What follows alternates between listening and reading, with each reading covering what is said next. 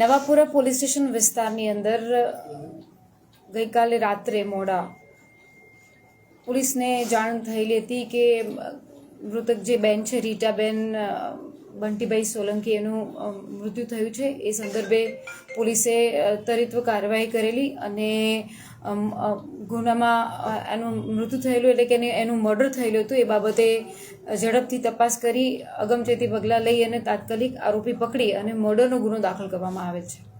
Madam, કેવી રીતે એટલે હત્યા પાછળનું મોટિવ શું હતું એમ? અત્યારે હાલ એમના પરિવારના જનોની પૂછપરછ ચાલે છે. એ પ્રમાણે પ્રારંભિક તબક્કે પતિ પત્ની વચ્ચે એકબીજા પર શક વહેમ હતો. એ બાબતે છેલ્લા કેટલાય સમયથી બંનેને અણબનાવ બનતો હતો. એ સંદર્ભે દિશા લાગે છે કે એના પતિને શક હોવાનો હોય અને એમાં આવેશમાં આવીને એણે એના પત્નીની હત્યા કરી હોય એવું પ્રારંભિક જણાઈ આવેલ છે. કેટલા વાગે બનાવ બન્યો? પોલીસને ઘટનાની જાણ ક્યારે થઈ અને પોલીસે સ્થળ પર પહોંચીને શું જોયું?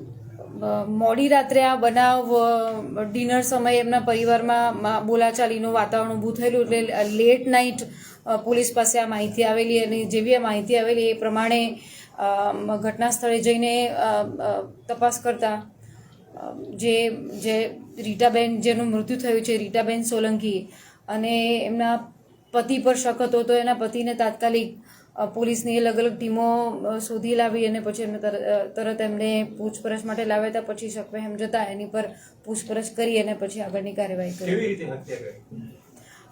અત્યારે હાલ જે પ્રમાણે પૂછવામાં આવે છે કારણ કે એ સમયે એમના ડિનરના સમયનો વેળા હતી. એ વખતે એમના પરિવારના સભ્યો પણ હતા કે જે આ મૃતક બેન છે એના સાસુમાં, આ મૃતક બેન છે એનો મોટો દીકરો જે 14 વર્ષનો છે એ બધા પણ હતા અને આ લોકો ખાવાની બાબતમાં કોઈ નાની બોલાચાલી થઈ હતી. એના પછી બંટીભાઈ જે છે આરોપી જે એને મરનારનો પતિ પણ છે એને પણ શક ગયેલું કે તું તારા કોઈની સાથે આડા સંબંધો છે. એ બાબતે બોલાચાલી થતા ઉગ્ર બોલાચાલી થતાં આવેશમાં આવીને એને આ હત્યા કરેલી. અને હા, ઘટના સ્થળ પરથી જે ચપ્પુનો ઉપયોગ કર્યો છે એ ત્યાં મળી આવેલ છે. પતિ શું વ્યવસાય કરતો હતો અને એની પત્ની શું કામ કરતી હતી? અત્યારે હાલ અમે પ્રારંભિક પૂછપરછ કરતા આ જે બેન છે મૃતક બેન રીટાબેન એ સફાઈ કામદારનું કામ કરી રહેલી હતી અને આ જે ભાઈ છે એ છેલ્લા કેટલાય સમયથી બેરોજગાર હતા. મેડમ, શરીર પર કેટલી ઈજાઓ છે? એ હાલ પોસ્ટમોર્ટમ રિપોર્ટ આવે એટલે ડિટેલ ખબર પડે. અત્યારે હાલ જે પ્રારંભિક રીતે દેખાઈ આવે તો એના છાતીની અંદર એક ઊંડો ઘા છે અને આસપાસ હાથ અને શોલ્ડરની સાઈડને થોડી ઘણી ઈજાઓ છે. આરોપી છેલ્લા કેટલાય સમયથી બેરોજગાર હતા. પહેલાં એણે ઘણા કામ કરેલા, ત્યારબાદ એ ઘરે જ હતા અને એ એમના સમાજનો જ હતો. એમનો એક લવ મેરેજ થયેલું છે આ પતિ પત્નીનું એવું અમને એની અમે પોલીસ તપાસ કરીશું કે એના વિરુદ્ધમાં શું છે, એના રેકોર્ડ પર અમે કેટલા નોંધાયેલા ગુના છે અને અમે આ તપાસના કામે સામેલ રાખીશું. આરોપી ત્યાંથી ભાગી ગયો તો પોલીસ દ્વારા કેવી રીતે એને અટકાયત કરવામાં આવી? અમારી અલગ અલગ ટીમો લાગેલી હતી કારણ કે જેવી આપણને ખબર પડે કે કોઈ ગુનો દાખલ થયેલો છે તો એના નજીકના લોકો હોય એના સૌથી પહેલાં અમે રડારમાં હોય કારણ કે ઘરે આ હત્યા થયેલી હતી અને આ નવાપુરા વિસ્તારની અંદર અલગ અલગ એરિયાની અંદર એમના પડોશીઓ એમના પરિવારો તરફથી છાનબીન કરતા એનું લોકેશન ગુપ્ત માહિતી મેળવતા અમને મળતા એમને અટક કરેલી. 2 જણ પૂછો, 1 જણ પૂછો. જ્યારે ઘટના બની ત્યારે ઘરમાં કેટલા લોકો હાજર હતા?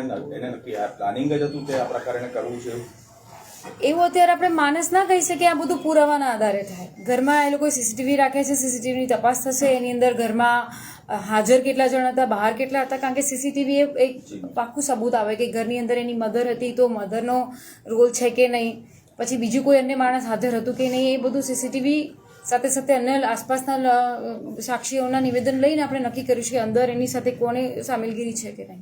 આ હત્યામાં કોઈની મદદગારી અથવા ભાગવામાં હા, એ પોલીસ તપાસ કરી રહી છે કે રૂમની અંદર શું પરિસ્થિતિ હતી, બીજા કોઈ એવા પુરાવા મળે છે કે નહીં, એના સીરિયાના આધારે એ બહેન કોની સાથે સંકળાયેલા હતા, એ ભાઈ કોની સાથે સંકળાયેલા હતા, શું છે એની પણ તપાસ થશે. ગુનાહિત ઇતિહાસ તો હમણાં સુધી પોલીસને કાઢ્યો હશે ને કે આ વ્યક્તિ ઉપર ગુનાહિત ઇતિહાસ છે? અત્યારે હાલ પહેલી પ્રાયોરિટી છે કે આ જે વ્યક્તિ છે એનું માનસ, એની પૂછપરછ, સાથે સાથે ફરિયાદ લેવાનું કામ, સાથે સાથે એની ઇન્ક્વેસ્ટની કામગીરી અને જરૂરી ક્રાઇમ સીન પ્રિઝર્વ કરી અને એના પુરાવા એકત્રિત કરી અને પ્રિઝર્વ કરવાનું પ્રાયોરિટી હતી. એટલે પછી ગુના ઇતિહાસ અમે ઓન રેકોર્ડ લાવીને જાહેર કરીશું. મેડમ, આરોપીએ જે હથિયારનો ઉપયોગ કર્યો છે ક્યાંથી લાવતો હથિયાર? એનું ડિસ્કવરી પંચનામું થાય છે. એ વેપન એને ક્યાંથી લાવ્યો હતો, પહેલાંથી લાવેલો હતો કે નહીં, એનું પહેલાંથી ઈરાદો હતો કે નહીં, એ બધું તપાસમાં આગળ પ્રસ્થાપિત થશે. એને હાલમાં જે મર્ડર કરવા માટે ઉપયોગ કર્યો છે એ પ્રારંભિક રીતે અમે લોકો જે જોયું છે તો એને ચપ્પુનો ઉપયોગ કરેલો છે, ધારદાર.